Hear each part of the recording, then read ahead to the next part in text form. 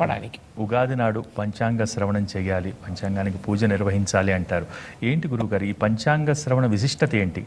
ఈ పంచాంగ శ్రవణం ఎందుకు చేయమంటారంటే భయపడమని కాదు. ఇప్పుడు ఒక్కొక్క నక్షత్రానికి అంత బాగా లేదండి మీకు అన్నారు అనుకోండి, ఒక్కటి జ్ఞాపకం పెట్టుకోండి, అంత బాగా లేదని నిర్ణయించేవాడు ఎవరు? ఈశ్వరుడు.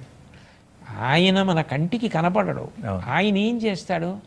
ఆ సంవత్సరం మీకు అంత యోగ్యంగా ఆయన ఉంచలేదు, ఉండాలని మీరు కోరుకుంటున్నారు అనుకోండి, ఎవరు అలా చేయగలరు? దాన్ని అయోగ్యంగా ఉంచకుండా యోగ్యంగా ఉండేటట్టు చూడగలిగిన వాడెవరు? ఈశ్వరుడు. అప్పుడు మీరు ఏం చేయాలి? నాకు అనుకూలంగా లేనిది అనుకూలంగా కావాలి అంటే నేను ఇంకా గట్టిగా ప్రయత్నం చేయాలి కాదు, బాగా ప్రయత్నం చేయాలి.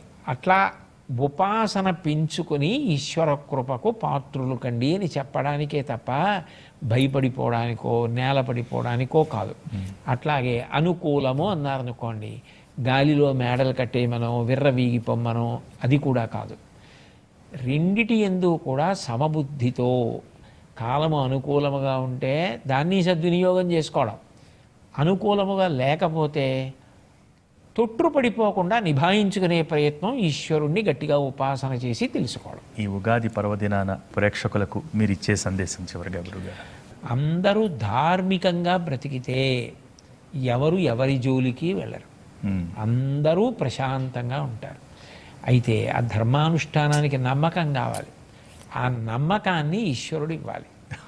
అటువంటి నమ్మకాన్ని ఈ సంవత్సరం ఈశ్వరుడు భౌతిక సంపత్తితో పాటు విరివిగా అనుగ్రహించి ప్రపంచ దేశాలకే మార్గదర్శనం చేయగలిగినంత గొప్ప దేశంగా ఈ దేశం తయారయ్యేటట్టుగా ఈ దేశ పౌరులందరూ ప్రవర్తించి, ప్రత్యేకించి తెలుగు ఉగాది కాబట్టి తెలుగు వారు అందరూ ప్రవర్తించేటట్టుగా అనుగ్రహించాలి అని ప్రార్థన చేస్తూ, అటువంటి పూనిక కలగాలని అందరూ ప్రార్థన చేయాలన్నదే నా సందేశం. చాలా చాలా మంచి అభిలాష, మంచి సందేశాన్ని అందించారు గురువుగారు.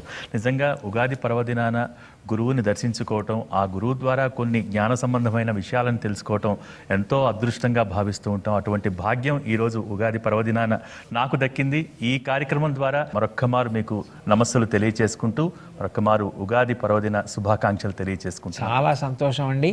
ప్రేక్షకులందరికీ నా హృదయపూర్వకమైన నూతన సంవత్సర శుభాకాంక్షలు, ఆశీస్సులు తెలియజేస్తున్నాను. నమస్కారం. చాలా సంతోషం.